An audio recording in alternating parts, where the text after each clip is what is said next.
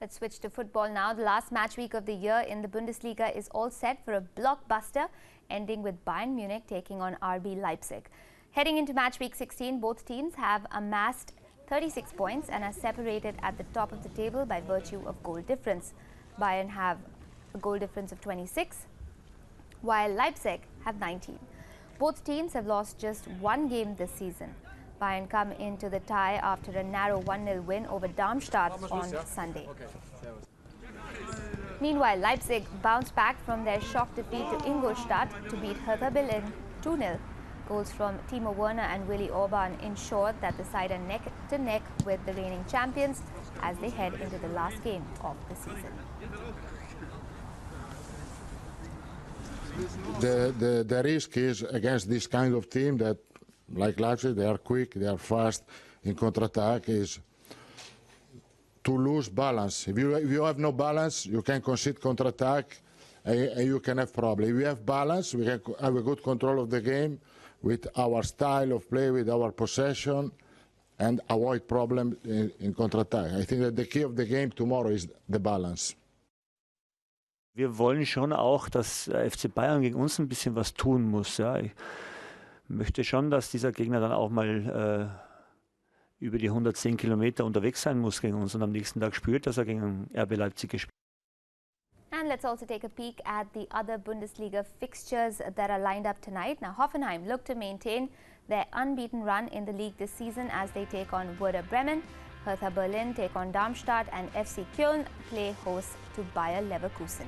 Ingolstadt will hope to make it 2 wins on the trot when they take on Freiburg to conclude the action for the day.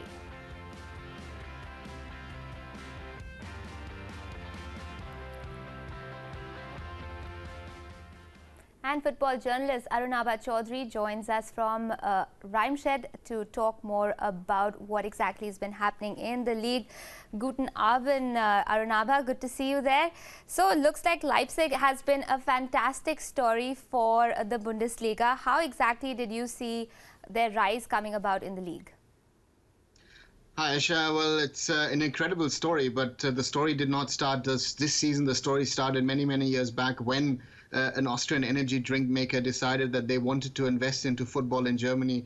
They took up a team in the 5th division, worked with the team, brought in people like Ralf Rangnick, who's called the professor here in Germany. They not only invested in people, they invested in infrastructure and other things, and I've seen it for myself. We had the India goalkeeper Subrata Pal training with them in 2012 when they're in the 4th division, and they then already had better infrastructure than most top division teams had. Right. Arunava, the Bundesliga has been criticized in recent years for being a sort of one-team league. How exactly do you see Leipzig changing that charge? Well, you see it already this season that the Bundesliga is more interesting than it has been over the last few years. Bayern Munich is not as strong as they were under Pep Guardiola over the last 3 years.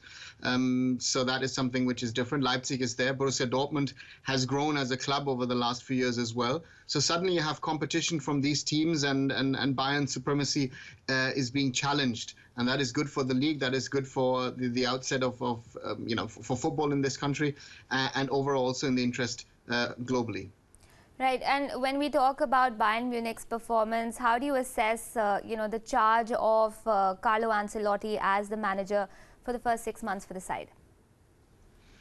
Well, you see the differences between the style of coaching and working between Pep Guardiola and Carlo Ancelotti. Pep Guardiola is football crazy, football mad, tries to control everything that anyone and everyone does within the team, within even the squad. While Ancelotti is more of, the uncle. He's like an elder statesman who does not push himself too much on the players, gives them a lot of freedom. And it seems like that has not been really the right thing to do. He has, over the last few weeks, sharpened up a little bit, especially after the loss to Borussia Dortmund. And at the moment, it seems to be working. And one should not forget that the Bayern Munich squad is also aging. Okay, let's talk a little bit about that table. In fact, Frankfurt and Hoffenheim and Cologne are all fighting really for, European places. But when we look at teams like Leverkusen, Dortmund, Schalke, amongst others, they are struggling. Why exactly do you see that happening in the league right now? I think one of the reasons is with every 2 years, which you have when you have European championships or you have a World Cup around, is that certain players have a shorter break than they need to have. So they're not 100% fit when they get into preseason and actually are pushed sometimes directly playing in the league. And overall, the quality of young players who are coming through in the system in Germany, and as well as the scouting across Europe and around the world, has improved over the last few years, which means also that the standard generally in the German league is amongst the highest, maybe the highest in world football.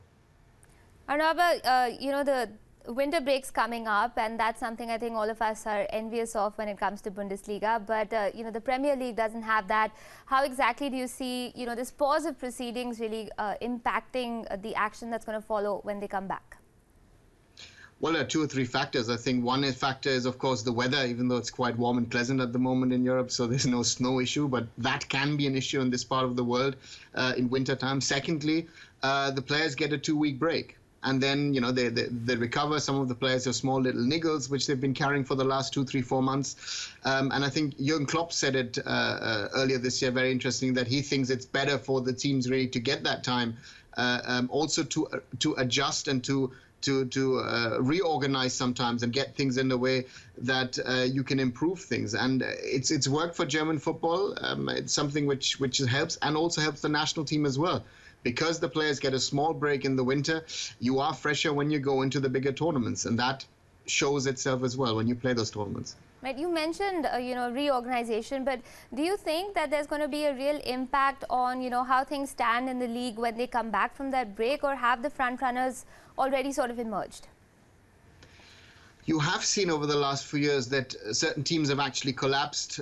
Frankfurt, a very good example, a few seasons ago, was 7th in the league and they actually got relegated.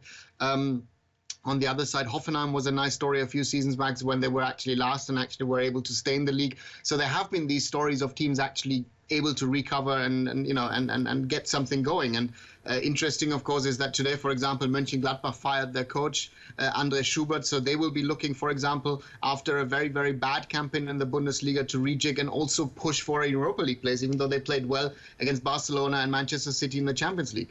So that gives you an opportunity. And I said it doesn't always work, but it works for a lot of teams. And of course, it also enables teams to really use the winter transfer market to bring in the right players, to do these adjustments and strengthen out and be stronger in the league.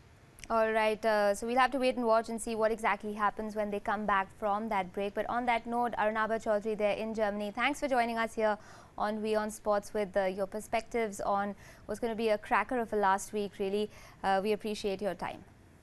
You're welcome, Masha.